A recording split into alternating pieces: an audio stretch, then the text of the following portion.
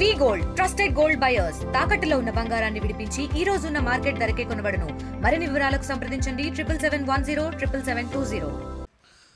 Congress government is shocked and shattered after Honorable Supreme Court has wrapped it and stopped the cutting down of trees in the University of Hyderabad.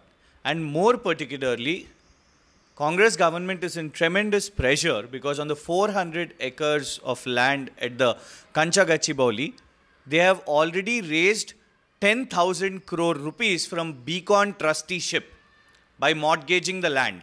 And not only that, it has come out in media in open that it is an entire land scam where in June 2024, Congress released a GO, official government order number 54, where the land was estimated per acre for rupees 75 crore.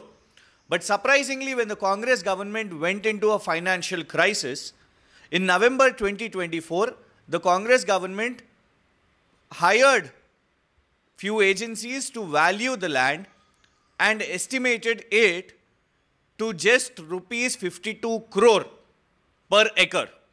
So the total amount earlier in June 2024 was estimated to 30,000 crores, but later, just within few months, Congress government dropped it down to just 20,800 crores. It is a major land scam where the price has varied to rupees 9,200 crores. And that is why today Congress government doesn't want anyone to speak about this issue, and all those who have posted on social media on this issue are facing police cases today on the name of artificial intelligence. I have received 4 FIRs asking to appear tomorrow at the Gachibowli police station for investigation on 9th April and 10th April. And not just me, the Chief Minister's office, the Chief Minister's chief PRO has tweeted on actors like Ravina Tandonji, Prakash Raj, and few other influencers, in fact, YouTuber like Dhruv Rathi, and they are also, the CM himself has tweeted against actress Diya Mirza, wherein the fact is that she did not even tweet any image or video in her tweet. She has just tweeted a text. So the Congress government is perturbed over the self-goal on this University of Hyderabad issue, and that is why for a damage control, they are, instead of realizing their mistake and going back with what they have done, instead of that, they are actually attacking all the activists who have voiced out for the University of Hyderabad on the name of this false police cases. Supreme Court ముటికాయలు వేసిన తర్వాత కాంగ్రెస్ ప్రభుత్వం university of Hyderabad విషయం మీద damage control చేసే దానిలో భాగంగా ఇవాళ ఎవరైతే యూనివర్సిటీ ఆఫ్ హైదరాబాద్లో జరిగిన ఉద్యమానికి మద్దతుగా సోషల్ మీడియాలో ట్వీట్లు చేసిండ్రో వాళ్ళందరి మీద ఇవాళ కాంగ్రెస్ ప్రభుత్వం పోలీస్ కేసులు చేస్తూ వేధిస్తున్నది. నాకు ఇలా 4 పోలీస్ కేసులు వేసి గచ్చిబౌలి పోలీస్ స్టేషన్కు రేపు ఎల్లుండి 9 ఏప్రిల్ 10 ఏప్రిల్న విచారణకు హాజరు కావాలని చెప్పారు. అసలు ఎందుకు కాంగ్రెస్ ప్రభుత్వం ఇంత డిస్టర్బ్ అయింది అంటే, ప్రధానంగా ఇప్పటికే ఆ 400 ఎకరాల భూములను గిరివికి పెట్టి 10,000 కోట్లు బీకాన్ ట్రస్టీషిప్ వాళ్ళ దగ్గరికి వెళ్ళి కాంగ్రెస్ ప్రభుత్వం తీసుకున్నది.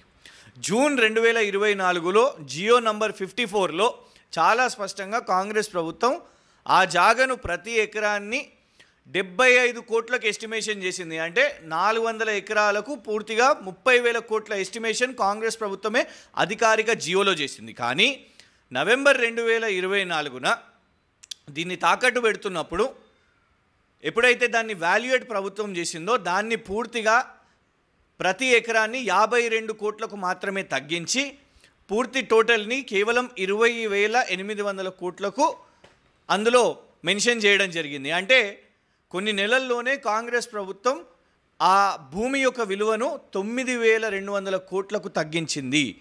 ఇందులో పూర్తిగా భూ స్కామ్ ఉన్నది, ల్యాండ్ స్కామ్ ఉన్నది. కాబట్టే కాంగ్రెస్ ప్రభుత్వం ఎవ్వరూ దీని గురించి మాట్లాడకుండా ఇవాళ డైవర్షన్లో భాగంగా ఆర్టిఫిషియల్ ఇంటెలిజెన్స్ అని చెప్పి ముఖ్యమంత్రి కార్యాలయం నుంచే ముఖ్యమంత్రి పిఆర్ఓ ట్వీట్ చేసి ప్రకాష్ రాజ్ మీద కేసేస్తాము, దియా మిర్జా మీద కేసేస్తాము, జాన్ అబ్రహాం మీద కేసేస్తాము అంటే ఎవరెవరైతే ఇవాళ జాతీయ స్థాయిలో అందరు దీని గురించి మాట్లాడిరో వాళ్ళ మీద కేసులు వేసి ఇవాళ చర్చ మొత్తం మీడియా అటెన్షన్ మొత్తం కూడా సెలబ్రిటీస్ మీద, పొలిటీషియన్స్ మీద ఆర్టిఫిషియల్ ఇంటెలిజెన్స్ పేరుతోని చర్చ పెట్టి ఈ భూకుంభకోణం బయట రానివ్వకుండా చేసే కుట్రలో భాగమే ఈ పోలీస్ కేసులు.